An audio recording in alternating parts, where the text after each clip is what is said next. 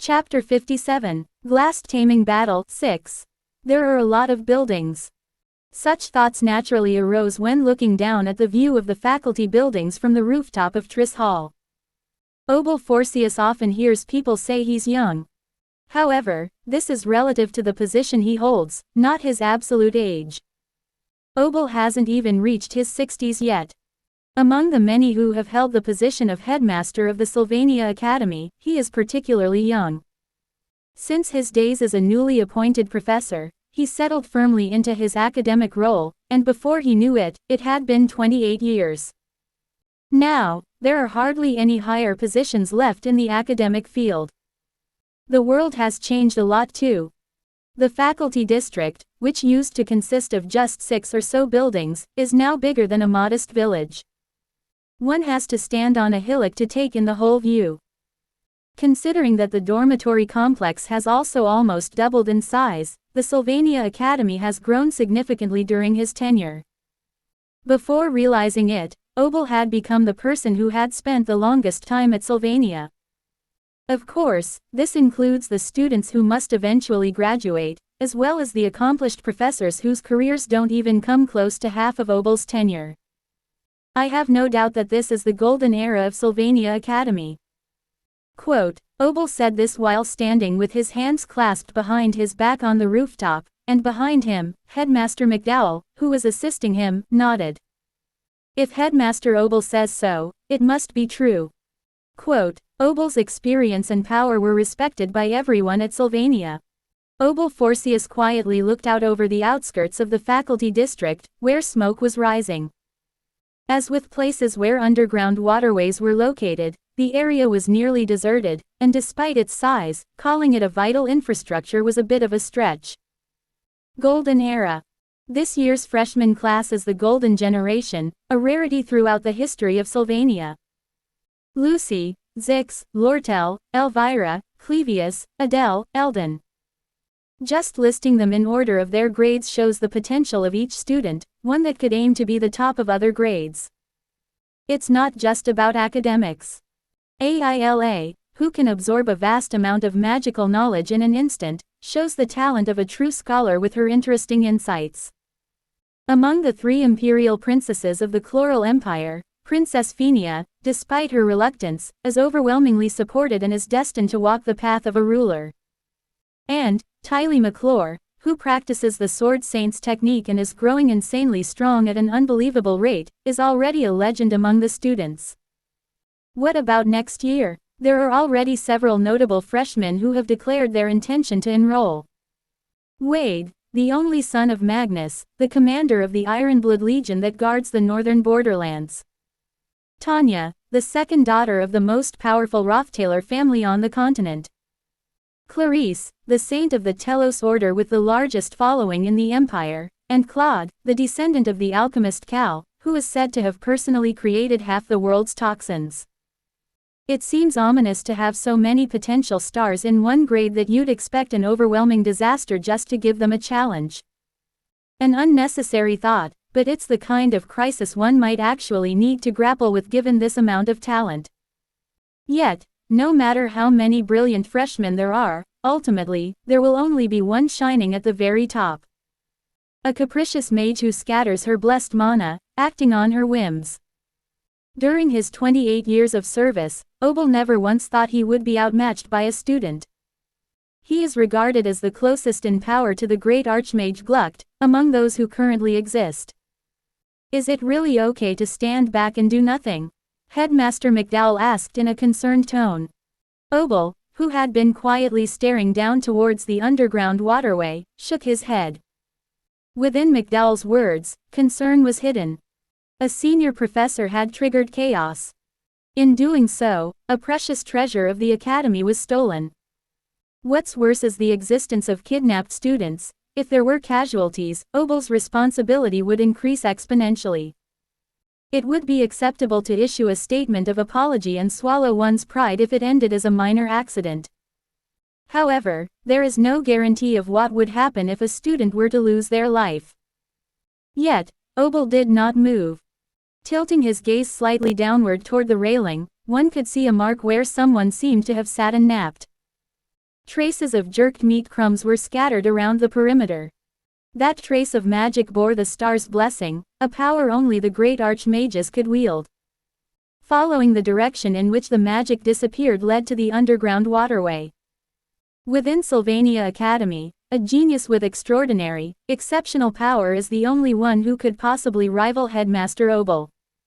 Professor Glast rated her as a talent with the qualities of a great archmage that would go down in history. Even if one was a seasoned scholar adept at high-level magic, one wouldn't stand a chance against that girl who monopolizes divine love and wields almost cheating power. Professor Glast, huh? Obel slowly closed his eyes. The passing of time seemed immaterial. There was a time when Obel himself was a new professor. Professor Glast was the same. Time and years wear people down and refine them. Bit by bit, it shaves away the hot-blooded appearance of a fresh professor and rebirths one into a seasoned educator. Headmaster Obel, how can this be? Please, say something. When Professor Glast had just been appointed as a new professor, Obel had already been the dean of the magic department. Glast, with his gaunt and pallid appearance, had been a talkative fellow from those early professor days. Now, that is a thing of the past. Is it not unfair to uniformly fail students from Dex Hall as poor performers? Are students with no talent not still students? The purpose of grading differences among students is to achieve higher academic success, not to divide the students' very rank. It's only natural that the heights one can reach depend on the talent they possess. However, it's unacceptable for an educator to treat the untalented ones as if they are naturally disqualified. The youthful Professor Glast, pounding on the table as he raised his voice, is now nothing but a distant memory. Days when he'd push research in divine magic studies aside, spending sleepless nights in the corner of the research room trying to plan an educational curriculum for the week that was even slightly more efficient. Now, that's also part of a distant past. Years and decades taught him much, changing many of his values. And at the end of those years, whatever conclusion he draws, whatever proof he displays as he concludes his scholarly life, growing old together isn't always a good thing. Quote, Obel gazed at the expansive scenery before him, uttering a deep sigh that no one noticed. The autumnal scene of a fading academy falls under the sunset. At some point, the change of seasons doesn't seem to hold much meaning. It's aging. Asterisk, hey. Quote, I was sitting by a collapsed bookcase, head in hands. Hey, hey, hey, hey, hey. Quote, maybe thinking I couldn't hear and hence wasn't responding, they kept calling me incessantly, which was somewhat annoying. Lucy always calls me, hey, in the exact same way. It's predictably obvious what will follow. Do you have any more jerked meat? Do I look like I would? Lucy blatantly showed her disappointment, lackadaisically swinging her feet in the air as if she couldn't care less. From the top of the opposite bookshelf, Lucy, fidgeting with her witch's hat, looks just the same as always. Having busted through the surface alone and reached this deep secret research room, one would think she'd be proud. Despite being capable of such a feat, Lucy just considered it akin to fetching a glass of water. Of course, it's not a situation in which I can simply express my gratitude for being saved. Anyway, thank you, Lucy. Quote, since she came all the way down here to rescue me from this deep secret research room, I had to say thanks. But, how did you end up rescuing me? Being questioned about why she rescued after the fact wasn't exactly pleasant. But of course, it's not as if Lucy cares about such formalities. The spirit mage asked me for help. At first, I thought of just leaving you because it was bothersome, but then it occurred to me that maybe I should. Plus, I was bored. Quote, Lucy flung her petite frame down from the bookshelf and lightly landed on the marble floor below. The effortless grace with which she landed, sleeves flaring, didn't seem remotely human. In fact, a thoroughbred cat's weight multiplied by a few times would be about the same as Lucy's weight, so it's only natural her movements appear non-human. As light as a feather, indeed. That light-hearted agility is aided by various weight reduction and gravity manipulation spells she's cloaked in. You felt you should rescue me. Yeah. I'm not sure why, but lying there alone at camp, I felt bored and like I should rescue you. Quote, quote. I stared at Lucy silently, who responded by yawning ostentatiously, as if unbothered. Hey. Quote, what now? Quote, do you really have no jerked meat left? Like, at all? Yeah. Quote, Quote, Lucy didn't voice her dissatisfaction, but her disgruntled mumbling made it clear she was indeed disappointed. Anyway, I've rescued you, so I should go. I need to look out for a nice place to nap around here. Quote, you can't. Quote, question mark quote. At first glance, things don't seem to be working out properly. It's beyond the point of just sighing about it. There's obviously no rule that everything in the world must go as planned. The situation seems worse than expected, but surely Taili's specs should have grown sufficiently by now. Like most games, Taili's spec growth scales exponentially towards the later stages. If early and very late game growth efficiencies were similar, that would be more surprising. If Taili maintained the growth rate up till now, skipping a few bosses shouldn't pose a huge issue. As witnessed in the final act of the first scene, the key is to avoid situations where story progression is hindered by not mastering essential skills. The bosses that offer training points for the Sword Saint technique are set, glassed in the final act, the demon in the underground waterway, the researcher Cum, and the Cyclops. Training point efficiency is high because they naturally appear towards the end of the scenario. So far, so good, still. Just stay attached to me and go wherever I go. Quote, I laid my hands on Lucy's shoulders and made it clear. If the spec growth itself is still rectifiable, the priority should be to eliminate routes that could lead to a bad ending. Lucy's variable in the final scene of Act 2 has driven many players to a bad ending. We must avoid the specific situation where she is persuaded by Professor Glass to become antagonistic towards Taili. Compared to the risks involved, preventing it is simple. Just keep Lucy from meeting Glass. Keeping strict surveillance on Lucy to prevent any mischief should suffice. It's as if I'm her caretaker, but given the circumstances, it makes sense. Why? With a lackluster and dazed look, Lucy inquired why all this fuss. Why, indeed, providing an explanation becomes a tricky challenge. Looking into those dazed eyes, a past memory flickers through my mind. What does the character Lucy Mayrill mean to someone who has played Sylvania's failed swordsman countless times? She represents the first obstacle, an insurmountable hurdle for any player. The final act of Act 3, the Lucy suppressing battle. At the peak of Orin Mountain, she summons all 4 top-tier spirits and flings high-level magic of all tiers as easily as if they were basic spells.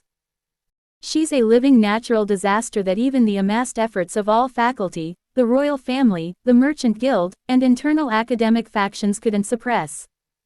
I remember the first attempt, where having access to just one spell of her caliber was considered endgame, leaving the player only able to withstand her attacks, consuming all consumable items in the process.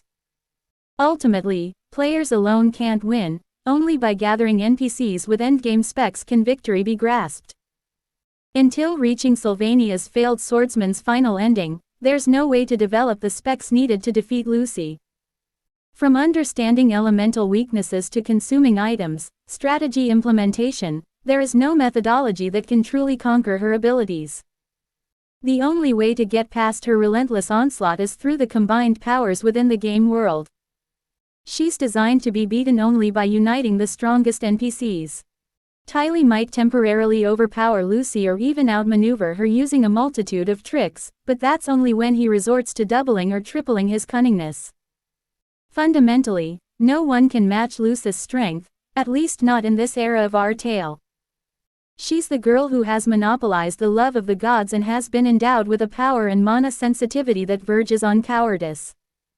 Even in her current state, she exhibits a ridiculous amount of power, yet this is only half of what her talent can truly awaken. If we were to represent each character's power with a bar graph, Lucis would burst through the chart, making everyone else appear ordinary. Even in the setting documents, Lucy's graph is separated because she is a being that cannot be standardized. Therefore, Lucy is an uncontrollable variable. She roams the city freely, like a stray cat, untouchable by anyone. She goes wherever she pleases, eats whatever she desires, and sleeps whenever she feels like it. No one can discern her thoughts, and her actions are unpredictable. Sniff, sniff. And here she is, rubbing her nose on the back of my hand without a word, sniffing as if searching for the scent of jerky. This behavior is so emblematic of who she is that I'm at a loss for words. I don't need to stick by your side, you know. You're safe now. Quote, though absent-minded, her voice has a certain purity to it, speaking the apparent truth. It would be futile to try explaining anything in detail to this girl, who naturally struggles with conversation. Lucy. You're strong. That's why I feel safe around you. Quote, quote, there are times, even without doing anything or saying much, just having you by my side makes me feel secure.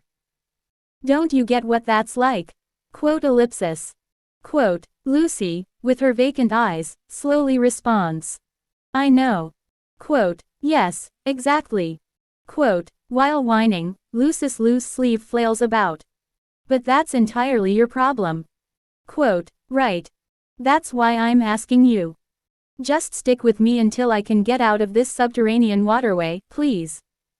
Quote, if you want to get out of this underwater passage, I can let you out. Quote, there are things I must attend to before I leave. Quote, Quote, annoyance spreads across her face. Fine. But I have a favor to ask as well. Quote, with dull eyes, she stretches out her arms wide into the air, indicating she's looking for a place to nap. It's not much trouble to carry this tiny girl. When I lift her, she's surprisingly light, almost questioning if this is the weight of a real person. As I hoist Lucy onto my back, she naturally wraps her arms around my neck, adjusts her position with a few kicks, and prepares for a deep sleep. Resting her chin on my shoulder, she hums contentedly, as if she's found the most comfortable spot in the world. It doesn't take long for a deep snoring sound to follow. That's right, as long as Lucy is here, tightly in my grasp, she's not going anywhere. Let's quickly finish up the task at hand. Despite the library being half destroyed, there is still much to retrieve. Now that Reina has been subdued, we can take as much as we want without scrutiny and head towards the underground channel. If we encounter Yenica and others who came to rescue me along the way, we'll quickly assure them everything is okay and let them out after showing myself unharmed. If we happen to meet Tylee, we should update him on Isla's condition. Then, he'll likely join the chase after Glast more vigorously. The group aiming to pursue Glast must be breaking through the lower channels by now. Just me, running counter to the course, enacting a solo escape act, the irony isn't lost on me. Taylee's group progresses deeper into the underpass. Tension envelops them all. They felt unease the moment they reached the entrance, encountering a passed-out Dorothy amongst the debris of numerous golems. Inside these subterranean channels, something is rampaging, indiscriminately demolishing everything in sight. Do not let your guard down. Tylee McClure, although not yet a sword saint, has grown enough that his peers cannot approach him carelessly. Even if not quite up to the standard of the first-year aces, he has acquired a robust set of combat skills. During midterm exams, even Zix had no choice but to applaud Taylee's progress. Tylee had faced numerous trials, overcoming them through sheer willpower and diligence, painting a picture of his life. Zix always respected Tylee, recognizing the distinctive venom that flows through those who have spilled blood and shaved bone in their struggle to survive. Do we really need to go deeper? At a glance, it seems like there's someone else inside this waterway. Didn't you hear that vibrating sound? There was a massive earthquake. Shouldn't we just avoid this danger and get out? As Clevius, trembling with fear, speaks up, Elvira steps hard on his foot. Talking nonsense again, Clevius. Are you not going to save Aila? Well, to start with, All Aila ever did was get mad at me. Why should I want to rescue such a woman? Plus, that, Ed Rothtaylor, do we have to save that guy too? Why do we have to go this far? Clevius. Quote, a quiet, calm voice cuts through the underpass. It's Tylee. I'm really sorry. But I truly want to save Aila. Please, let me ask this of you. Quote, Tylee had already bowed respectfully to Clevius. Clevius, now regretting his words, seems pitiful, yet Tylee bows again. Clevius stammers. Damn, why are you doing this to me? Clevius knows Aila is a good person. It's not just that he disdainfully considers Clevius' constant urge to flee, she tries to admonish him and set him straight. Don't back out now that we've come this far, Clevius. Quote, Zix pats Clevius' shoulder a couple of times, then reassesses the members of the expedition. Underachieving Sword Saint Tylee, Spear of Greens Zix, Gloomy Clevius, Meddlesome Elvira, and the romantic Adele. Oh dear. Quote, the blonde girl, tuning her mandolin among the group, flashes a charming smile. Her warm features and gentle voice seem to alleviate mental fatigue for those who listen. A couple of daffodils tucked in her ear struggle to display their full color against the paleness of Adele's skin. Cascading blonde hair is punctuated with hairpins modeled after daffodils, cosmos, roses, tulips, and likely around a dozen adorn her hair. The prophetess Adele, or rather, self-proclaimed romantic Adele. I haven't heard much about Aila, but seeing everyone so eager to rescue her, she must be a wonderful person. Quote, yes. Ila's like a life partner to me. Quote, Tylee, even so, you need to be firm in your resolve. Quote, prior to being a sorceress, Adele is an astrologer. While not always spot on, her glimpses into the future, informed by the stars, often hit the mark. The enemy we're about to face, I have a feeling it won't be easy. Quote, Glast's actions suggest this theft of the sage's seal was meticulously planned. He must have anticipated this chase to some extent. There's a good chance he's prepared traps and other means to shake off any pursuers. The fragments of demon golems at the entrance are likely a sign of this.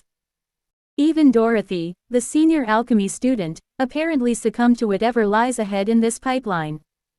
If even she couldn't overcome it, they must be vigilant. So, the group continues, focusing intently and moving forward. Boom, boom. Suddenly, a noise comes from around the corner. Ah! A sharp cry of a woman adds to the urgency, and the team looks at each other before rushing forward. Someone is there. As they round the corner, they're confronted by a massive flame spirit. In the broad junction of the waterway, which almost looks like a plaza, several paths converge at this central point. In the middle stand two individuals. Please, I don't know anything. I was just ordered to oversee. That's all. Please, just once, let me go. Just once. A girl. Her back is turned, her face unseen. But the one enveloped by spirits, screaming in terror, is someone they know all too well. Among the first-year professors, Assistant Professor Claire is a favorite among students for her youthful mindset and approachable manner. Despite her title, she surpasses most students in foundational combat magic, but this time, her opponent was too much for her. The girl leans on her oak butterfly wand, whispering something, no more than 6 letters, in Claire's ear. I don't know. I really don't. It wasn't planned. It was just a whim. Please. Tears stream down before exhaustion overtakes Claire. She collapses to the ground of the waterway. Sitting down, she scrambles backward, reaching the wall. The spirits roar, and Claire ultimately loses consciousness. The girl still has her back turned. But the party already knows who she is. Especially Tylee and Elvira, who have faced this girl as an enemy twice before. The terror incarnate wielding mighty mid-ranking spirits to protect Ed in the Ophelius building still haunts them. Even with Tarkon's power not fully restored, the thought of defeating her seemed improbable, even at that incomplete stage. Now Tylee and Elvira have improved. The fight might be more manageable. But back then, the girl hadn't used her full strength either. Without Ed to stop her here, it becomes clear, what they glimpsed of her power in Ophelius was just a sample. Learned fear rises in Tylee. He swiftly unsheathes his sword into a defensive stance. Wasn't it left, right, left, right? Did I go too far right? The girl speaks into the darkness before turning around. She senses the presence of Taylee's party. Sneaking a glance from among the spirits, the girl usually seems lively, but no one can open their mouths easily. "Oh, hello, kids." Quote, everyone's expressions stiffen, except for Zix, who seems oddly pleased. Considering the shawl found near Dorothy's collapse at the entrance of this underpass, adorned with lovely cosmos embroidery, undoubtedly belongs to this girl. She must be the one who overpowered Dorothy upon entering the underground waterways. Although the details are unclear, after witnessing both the kind Claire's terror and collapse, they can't let their guard down. The group swallows dryly, tightening their postures. Only Zix seems puzzled by their demeanor. Amid the spacious crossroads of the underground channel, stands the intruder, Yenneker Feylover. Far too formidable an opponent for Taylee's party's first confrontation. But there are times when courage alone must drive one forward, regardless of the odds.